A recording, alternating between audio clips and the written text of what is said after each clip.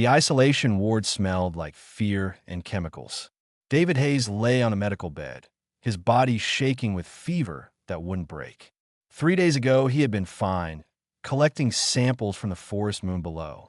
Now his temperature kept climbing, and nothing the alien doctors tried seemed to help. Dr. Prilna checked the monitors outside his room for the 5th time that hour. The Quillan physician's long ears drooped with worry. Her people were excellent healers, known across 12 systems for their medical skills. But human biology was different. Too different. The pathogen David had contracted was adapting faster than any treatment she could provide. His temperature is 40 degrees now, she said to her assistant. If it goes higher, his brain could suffer permanent damage. Should we put him in stasis? The assistant asked. Prilna's tail twitched in frustration. The stasis pods are calibrated for our physiology. They might kill him faster than the disease. David didn't hear their conversation. His mind drifted through fog and fire. Sometimes he knew where he was. Sometimes he thought he was back on Earth, back in the lab, back anywhere but this sterile room where he was dying alone. His throat was too dry to call out. His limbs too heavy to move. The fever painted strange colors across his vision. Outside in the corridor, Roth finished loading medical supplies onto the transport cart. The Vorin was massive, nearly 3 meters tall, with rust-colored fur and eyes that reflected light like a cat's. His claws clicked against the metal flooring as he worked. Most of the station staff gave him a wide berth when he passed. Prey instincts ran deep. Even in species that claimed to be civilized, he didn't mind the distance. 2 years on this station had taught him patience. 2 years of proving he could work alongside beings his ancestors would have hunted. 2 years of careful movements and soft voices and never showing his teeth when he smiled. But something was wrong today. Roth's nose twitched as he approached the isolation ward. His people had senses that most species lacked. He could smell emotions in the chemical signals all living things released. Right now, he smelled distress, so strong it made his fur stand on end. The smell came from behind the sealed door marked with quarantine warnings. Roth moved closer, his curiosity overriding his better judgment. Through the small window, he saw a human male thrashing on a medical bed. The monitors above the bed showed numbers Roth couldn't read, but he understood the urgent red color they displayed. "You shouldn't be here," Dr. Prilness said, noticing him. "That ward is restricted." "What's wrong with him?" Roth asked, unable to look away from the suffering human. "Unknown pathogen. His immune system is failing." She paused, her professional mask slipping for just a moment. "The human medical ship won't arrive for 3 more days." "I don't think he has 3 more days." Roth pressed closer to the window. The human's eyes were half open, unfocused and glassy with fever. Sweat soaked through the thin medical gown. Every breath looked like a struggle. Something twisted in Roth's chest, an ache he hadn't felt since leaving his homeworld. "Can't anyone help him?" he asked. "The contamination risk is too high. We're treating him remotely as best we can, but human medicine is not my specialty." Prilna's ears drooped lower. Sometimes following protocol means watching someone die. It's the hardest lesson in medicine. Roth said nothing. He just stood there, watching through the glass as David fought a battle his body was losing. The human made a sound, a whimper of pain that shouldn't have carried through the sealed door. But Roth heard anyway. His enhanced hearing picked up the racing heartbeat, the labored breathing, the small, desperate noises of someone who was afraid and alone. His claws flexed involuntarily. Every instinct screamed at him to act. His people had been pack hunters once, yes, but they had also been pack protectors.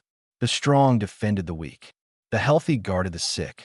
It was written into his genetic code as surely as his ability to see in darkness.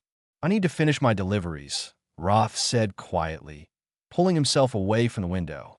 "Thank you for understanding," Prilna replied, already turning back to her monitors. Roth walked away down the corridor, pushing his cart toward the storage areas. But his mind stayed in that room. He smelled the human's fear, heard his struggling breath, saw the way he reached out with one shaking hand, as if searching for comfort that wouldn't come. The shift ended 2 hours later. Roth clocked out, returned his equipment, and headed toward the worker dormitories where he had a small room. His path took him past the medical wing. He told himself he was just checking, just making sure, just walking by, but his feet stopped outside the isolation ward. Through the window, David looked worse. His skin had taken on a gray tone that couldn't be healthy. The monitors screamed silent alarms in flashing red lights. Two Quilla medics worked frantically at the controls outside, trying to stabilize him from a safe distance. Night's cycle had begun on the station. The lights dimmed to encourage rest. Most of the staff went off duty. The corridors grew quiet except for the hum of life support systems and the occasional announcement over the intercom. Roth stood in that quiet corridor and made a decision that would change everything. The rules said stay away. Protocol demanded distance.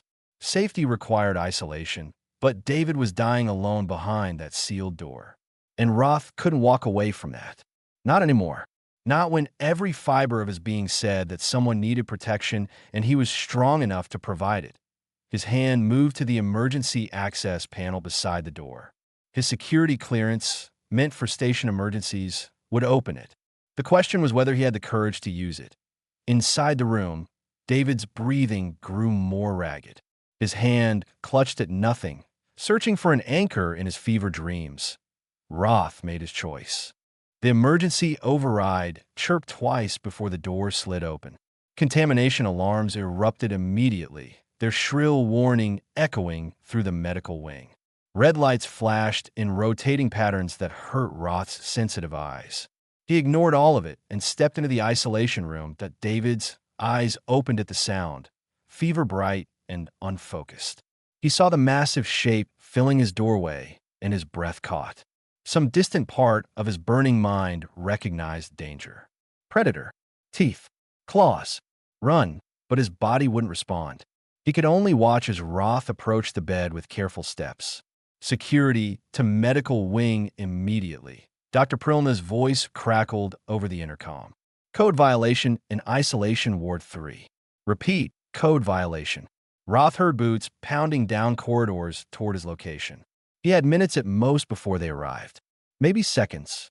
He looked down at the human, saw the terror mixing with the fever in those glazed eyes, and felt something crack open in his chest. "I'm not going to hurt you," he rumbled softly. The translator, embedded in his throat, converted his native growls into standard language. "You need help. I'm here to help." David tried to speak, but only managed a weak cough. His whole body trembled, caught between chills and burning heat. The fever was consuming him from the inside. Roth had spent 2 years learning to be gentle in a universe that feared his strength.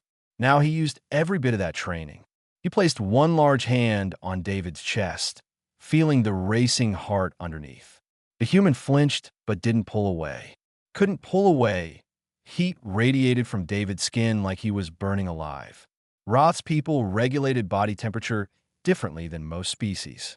They could run hot during hunts or cool down to conserve energy during lean times. It was a survival trait from their harsh homeworld. Now Roth triggered that cooling response deliberately, letting his body temperature drop several degrees. The effect was immediate.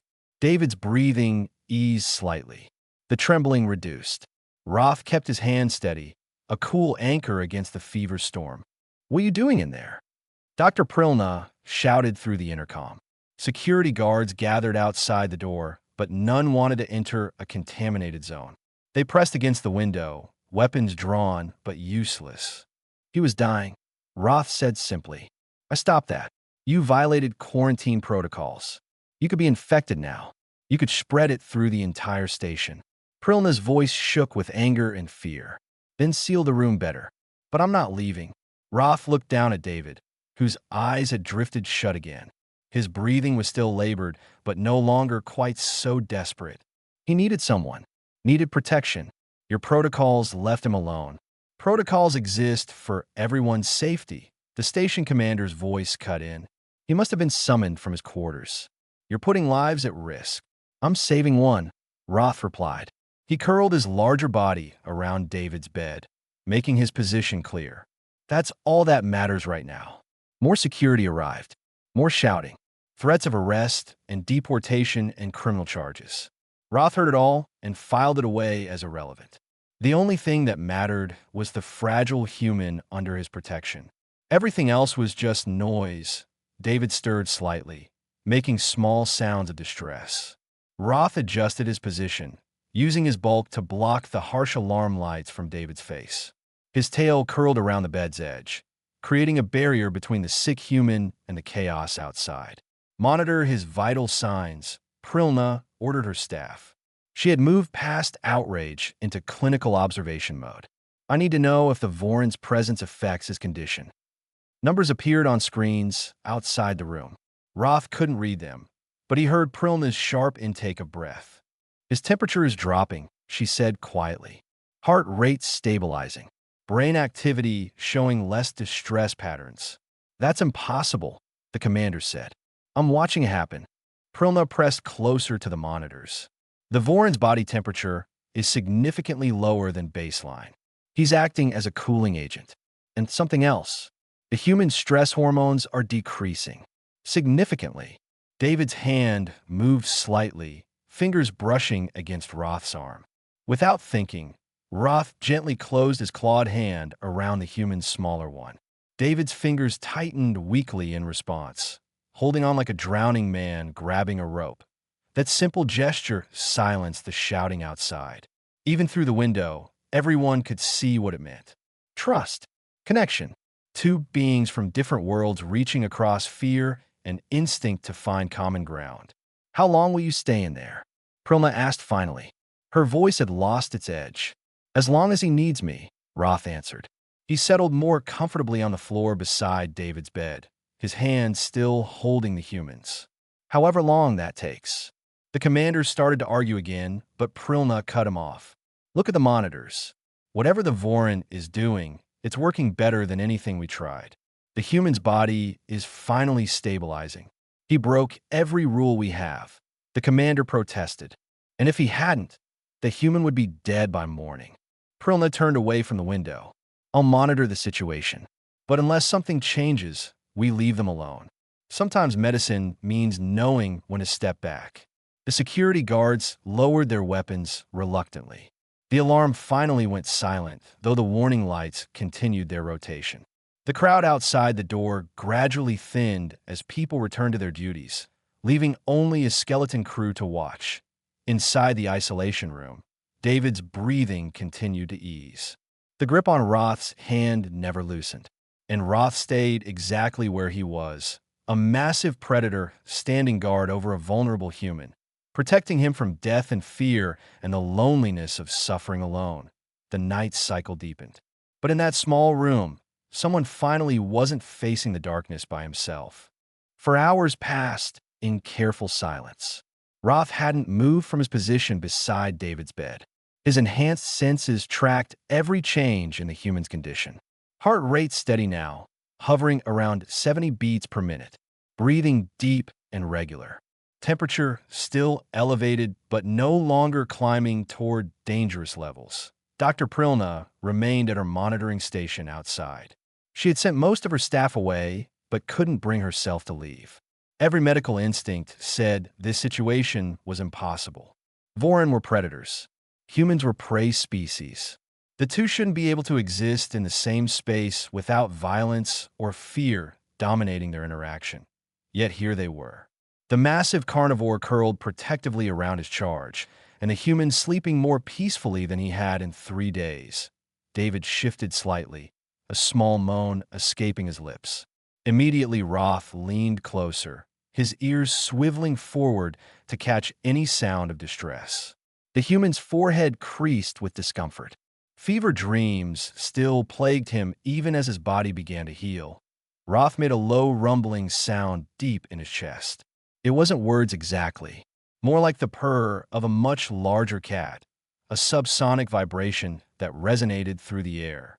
On his homeworld, Voron used such sounds to calm their young during storms or to soothe packmates in distress. The effect on David was immediate.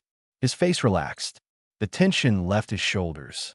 His breathing deepened into true restful sleep rather than fever-induced unconsciousness. Fascinating, Prilna whispered, noting the changes on her monitors. He's responding to auditory stimuli on a subconscious level. The Voron's vocalizations are triggering a relaxation response. She made detailed notes, her scientific mind unable to ignore the implications. How many other species combinations might benefit from such understanding? How much had they lost by keeping everyone separated by fear and old prejudices? Around hour 6, David's fever spiked again. His body shook with renewed chills despite the warming blankets. Roth felt the change instantly through their joined hands. Without hesitation, he shifted position, carefully draping his tail across David's legs like an additional blanket. The thick fur provided insulation and warmth. He adjusted his own body temperature upward slightly, providing heat where the human needed it. Prilna watched the temperature readings stabilize once more. The Voron was actively managing David's fever, raising and lowering his own body heat in response to the human's needs. It was remarkable, impossible, beautiful in its simplicity. "You're a natural healer," she said through the intercom, surprising herself with the compliment. Roth's ear flicked in acknowledgement, but he didn't look away from David. "My mother was a guardian," he said quietly. "She protected the young of our pack. Taught me that strength means nothing if you don't use it to help others. Your people have guardians." Prilna's ears perked with interest. "I thought Voron were solitary hunters. We hunt alone. We live together." Roth's eyes reflected the dim lights, showing his exhaustion. He still hadn't closed them once. "Every pack has guardians, those strong enough to protect, but gentle enough to heal. My mother was the best." "Why did you leave your homeworld?" "Because the galaxy only sees our teeth." Roth's voice carried old pain. "They don't see our hearts. I wanted to prove we were more than the fear others felt, that we could be trusted." Prilna was silent for a moment. "You're proving it now." David stirred again, this time his eyes opening properly for the first time in hours. Confusion clouded his gaze as he tried to remember where he was and why everything hurt. Then he saw Roth, massive and imposing in the dim light, and his breath caught. "Easy," Roth rumbled softly. "You're safe. You've been very sick." David blinked slowly, his fever-addled mind trying to process. He should be afraid. Everything in his human hindbrain screamed at him to be afraid. But the fear wouldn't come. Instead, he felt warm and protected and strangely comfortable despite the pain. "You stayed," David whispered, his voice rough from disuse. "You needed protection," Roth replied simply. "But they'll punish you. Quarantine rules. Rules can be broken when someone is dying." Roth's grip on David's hand tightened just slightly. "You would have done the same." David thought about that. He remembered stories from Earth. Soldiers carrying wounded comrades through enemy fire. Strangers pulling people from burning buildings. His own grandmother hiding neighbors during a war that happened before he was born. Helping others despite the risk. Despite the rules. Despite everything. "Yeah," he admitted, "I would have." A moment of understanding passed between them. Species didn't matter. Size didn't matter. What mattered was the choice to help when helping was hard. The decision to stay when leaving would be easier. The courage to break rules that protected the wrong things. "Go back to sleep," Roth encouraged. "Your body needs rest to heal. Will you be here when I wake up? As long as you need me." David's eyes drifted closed again. His hand remained in Roth's, a small anchor of trust that meant more than any words could express. Within minutes, his breathing evened out into genuine healing sleep. Outside, a new shift of medical staff arrived.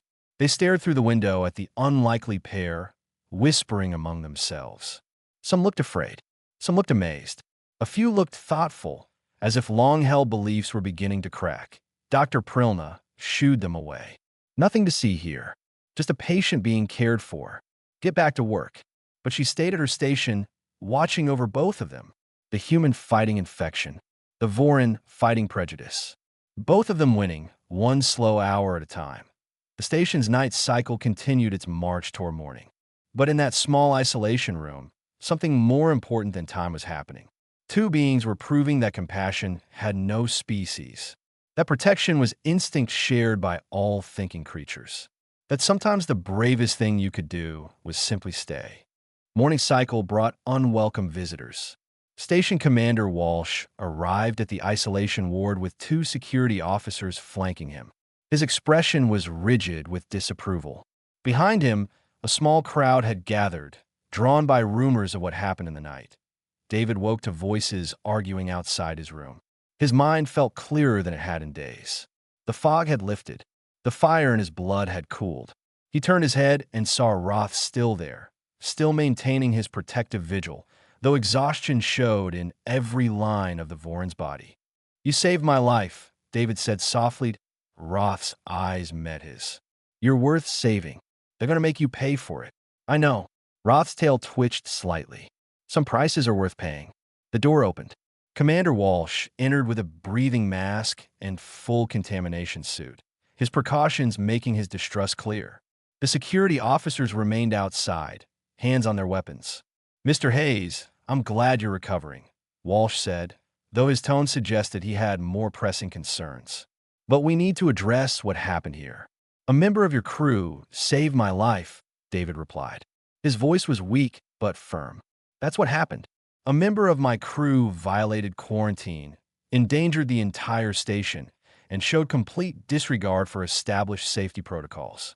Walsh turned to glare at Roth. "You're confined to this room until we determine appropriate disciplinary action. Given the severity, deportation and criminal charges are likely." "No." David tried to sit up, his body protesting the movement. Roth's hand steadied him instantly. "You can't punish him for this." "I can and I will. Rules exist for a reason, Mr. Hayes. We can't have people breaking them whenever they feel like it, regardless of outcome." Dr. Prilna stepped into the doorway. "Commander, perhaps we should consider the medical data before making any decisions." "The only data that matters is that protocols were violated," Walsh snapped. "The data shows that every treatment I attempted failed. The human was dying. His fever was beyond my ability to control." Prilna's ears stood straight up, a sign of challenge among her people. "The Voran's intervention saved his life in ways I couldn't. That data matters too. It doesn't excuse his actions."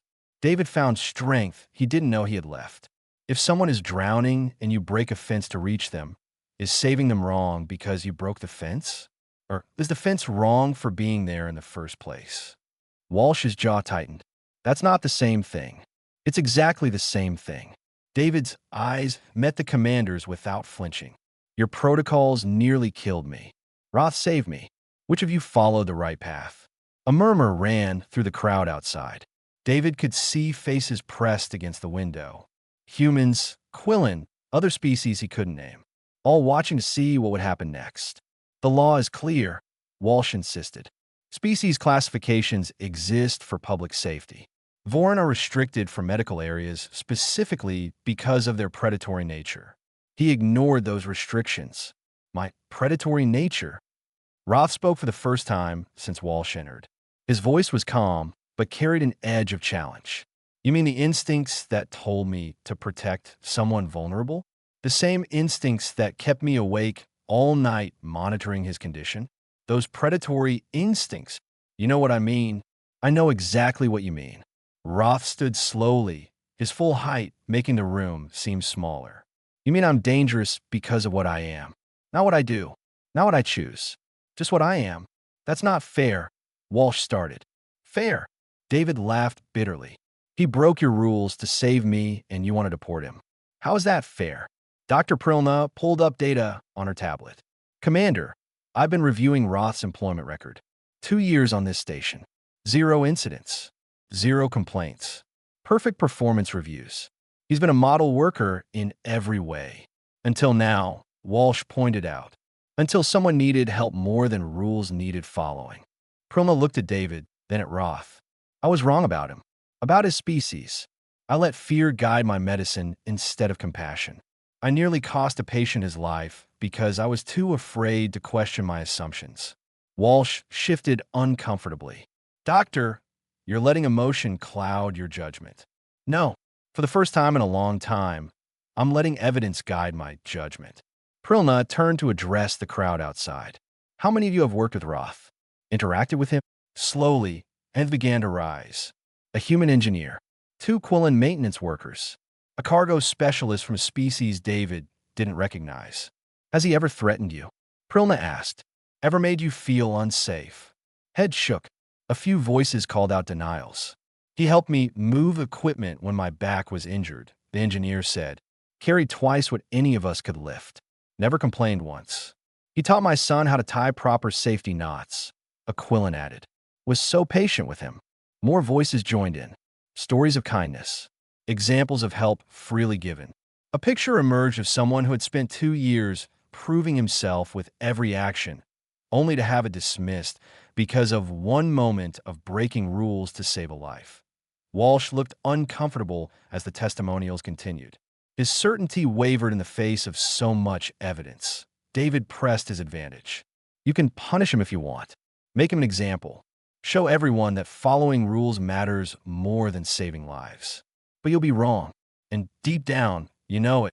It's not that simple, Walsh said, but his voice lacked conviction. It's exactly that simple. David reached out and took Roth's hand again, the gesture deliberate and public. He stayed with me all night. Kept me alive when your protocols would have let me die alone. If that deserves punishment, then your laws need changing. Silence fell over the isolation ward. Everyone waited to see what the commander would decide. Walsh looked at Roth, at David, at the crowd of workers who had spoken up for the Vorin. His face showed the struggle of a man forced to choose between rigid law and obvious truth. I need time to consider this, he said finally. But Roth, you remain confined until a decision is made. It wasn't a victory, but it wasn't defeat either. It was possibility. 2 days crawled by while David recovered and Roth remained confined. The isolation room had been unsealed after tests confirmed the pathogen wasn't airborne, but security still prevented Roth from leaving. David refused to leave either, claiming he still needed medical observation. Dr. Prilna allowed it, understanding what neither of them said aloud. News of the incident spread through the station like wildfire. Opinion divided sharply. Some called Roth a hero. Others insisted rules existed for a reason and breaking them set dangerous precedent. The debate raged in mess halls and workstations, forcing people to examine beliefs they had never questioned before. That on the third morning, Commander Walsh announced a formal hearing. The decision surprised everyone. Station commanders had absolute authority in disciplinary matters. Walsh could have simply deported Roth and closed the case. Instead, he was opening it up for discussion. Why would he do that? David asked Prilna during her morning check. Politics, she replied, examining his vitals. Half the station supports Roth. The other half demands punishment. Walsh can't win either way unless he shares the decision. Will it help? I don't know, but it's more chance than we had yesterday. Roth sat quietly through their conversation. He had said little since Walsh's visit. His eyes held the resigned look of someone who expected the worst and had stopped fighting it. Hey, David said, drawing the Vorin's attention. Don't give up yet. We're not done fighting. Fighting won't change what I am, Roth replied. People fear predators. That fear runs deeper than logic. Then we make them see past the fear. David stood up, steadier on his feet now. We show them what you really are. The hearing was scheduled for that afternoon in the station's main assembly hall. David used the remaining hours to prepare, accessing the station's database from his tablet. He searched for everything he could find about Vorin history, biology, social structure. What he discovered both surprised and angered him. 30 years ago, a Vorin dock worker on Station Kepler had attacked security forces. The incident resulted in 3 deaths and became the catalyst for restricting Vorin access across multiple systems. It was cited in every discrimination policy, referenced in every safety protocol. David dug deeper into the incident report. The Vorin, named Catherine, had been trying to reach a storage area where children were trapped during a fire. Security thought he was violent and tried to restrain him. He fought back, desperate to reach the children. By the time anyone understood what was happening, 3 security officers were dead, and Catherine had pulled 5 children from the flames before dying from his injuries, a hero mistaken for a threat, punished for protecting. The children he saved testified that he had shielded them with his own body. None of it mattered. The fear was too strong. The narrative too convenient. Vorin became dangerous, And that label stuck for 3 decades. Does Roth know about this? David asked Prilna. Every Vorin knows about Catherine, she replied sadly. It's why they stay away from most stations. Why they keep to themselves. One tragedy defined an entire species. David's jaw clenched. Then it's time to write a new definition. The assembly hall filled quickly. Station residents packed the seats, standing room only within minutes. Commander Walsh sat at the front table with 2 civilian advisors, their role to provide neutral perspective. Roth entered under security escort, his size causing nervous shuffling in the crowd. David followed, taking a seat in the front row despite his weakness. Walsh called the hearing to order. We're here to determine appropriate action regarding the quarantine violation 3 days ago.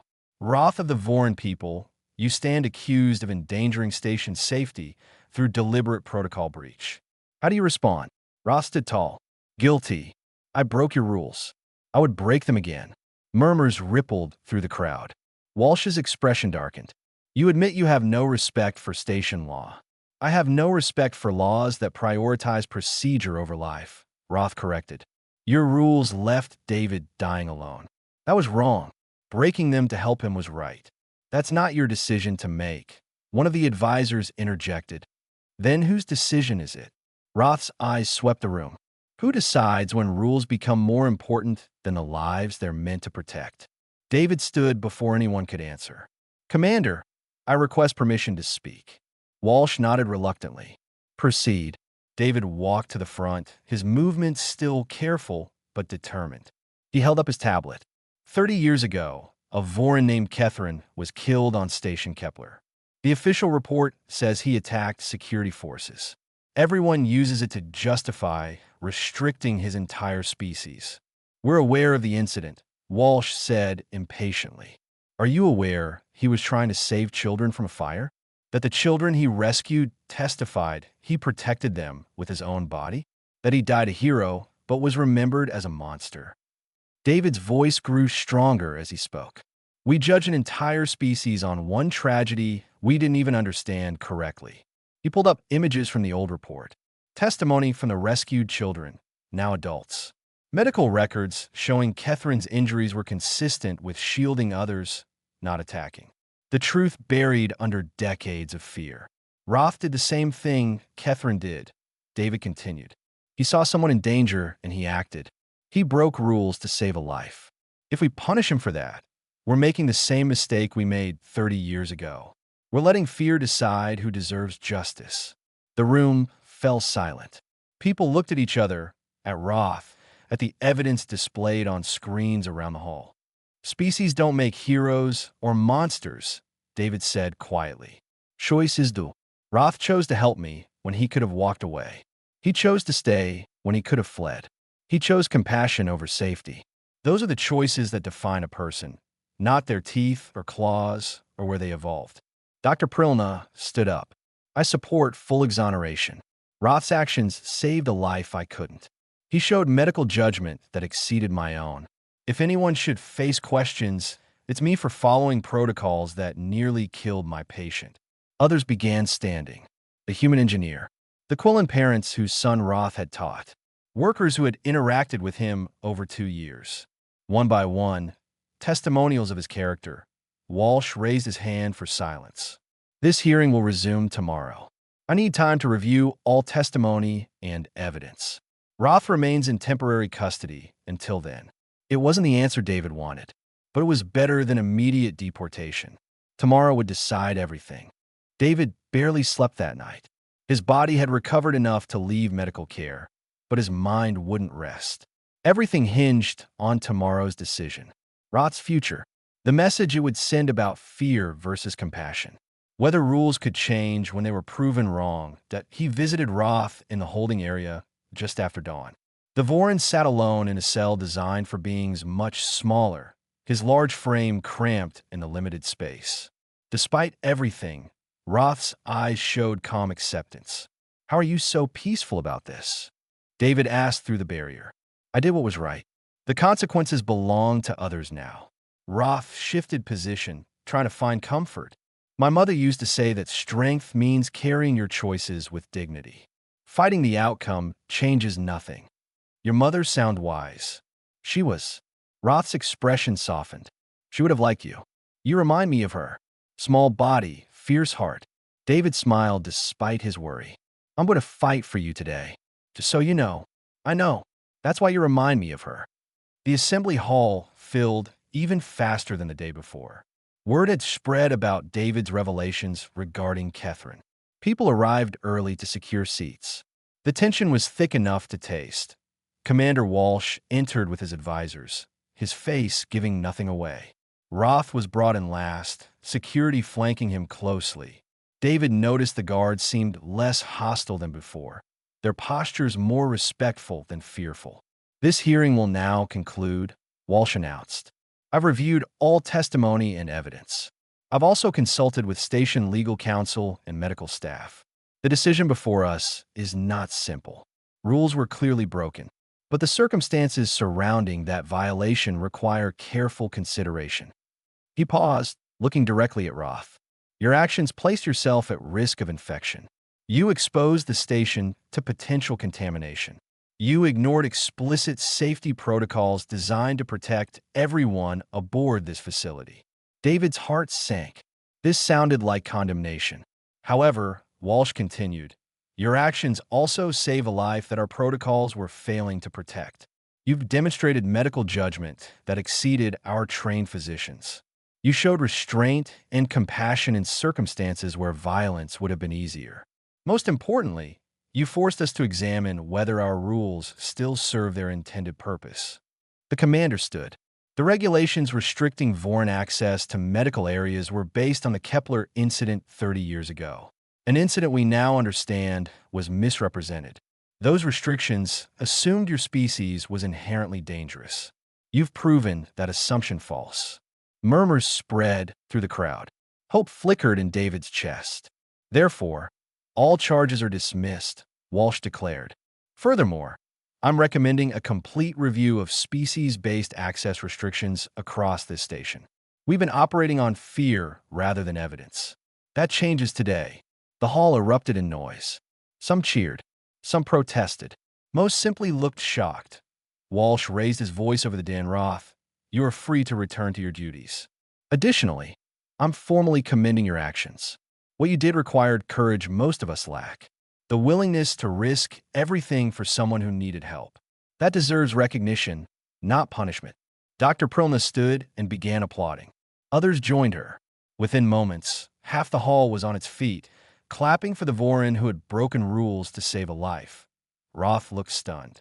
His ears flicked in confusion, as if he couldn't process what was happening. David pushed through the crowd to reach him, ignoring the security guards who stepped aside to let him pass. You're free, David said, his voice thick with emotion. You're actually free. I don't understand, Roth rumbled. I violated their laws. You showed them their laws were wrong. That's bigger than rule breaking. That's revolution. The guards unlocked Roth's restraints. The heavy bands fell away, leaving marks on his fur where they had pressed. Roth rubbed his wrists absently, still processing his freedom. Walsh approached them, his expression softer than David had seen before. Mr. Hayes, your testimony made the difference. You gave us perspective we needed. I just told the truth, David replied. Sometimes the truth is the hardest thing to tell. Walsh turned to Roth. I apologize for my assumptions, for the way your people have been treated. One decision can't fix 30 years of injustice, but it's a start. Roth inclined his head in acknowledgement. Thank you, Commander. Your courage in changing your mind matters more than you know. Over the following weeks, changes rippled through the station. The review Walsh promised uncovered dozens of outdated restrictions based on fear rather than fact. Committees formed to examine each one fairly. Species that had been excluded from various areas slowly gained access again. Trust began replacing suspicion. David returned to his research work, though he spent most of his free time with Roth. Their friendship deepened, built on a foundation of shared crisis and mutual respect. The human who had been saved and the Voran who had done the saving, proving that connection transcended biology. One evening, they sat together in the station's observation deck, watching stars drift past the viewport. David broke the comfortable silence with a question that had been bothering him. Do you regret it? Any of it? Breaking quarantine? Roth considered. No. Some choices are worth any consequence. Even if they deported you. Even then, Roth's eyes reflected the starlight. You taught me something, David. Humans are strange creatures. You're fragile and short-lived. You should be afraid of everything. Instead, you're kind, brave, willing to fight for what's right even when it costs you. That sounds like you, not me. That's my point. Roth's rumble carried amusement. Courage isn't owned by any species. Neither is compassion. We're all just people trying to do better than our worst instincts. David thought about that. About humans who feared aliens. About Vorin judged for their teeth. About rules written in panic and changed by evidence. About one sick human and one brave Vorin teaching an entire station that kindness could break through any barrier. The galaxy's going to be different after this, David said quietly. Maybe, Roth agreed. Or maybe it's always been this way. Maybe we just needed reminding that we're stronger together than we are apart, regardless of how we look or where we come from. They sat in silence again, watching the universe turn. Two beings from different worlds, united by a single night, when someone chose to help instead of walking away. When someone chose compassion over safety. When someone proved that the strongest protection any species could offer was simply being there when another needed them most. The stars wheeled overhead, indifferent to the small changes happening on one station. But for those living there, everything had shifted. Fear had been challenged. Rules had been questioned. And in the end, kindness had won. That victory would echo for years to come.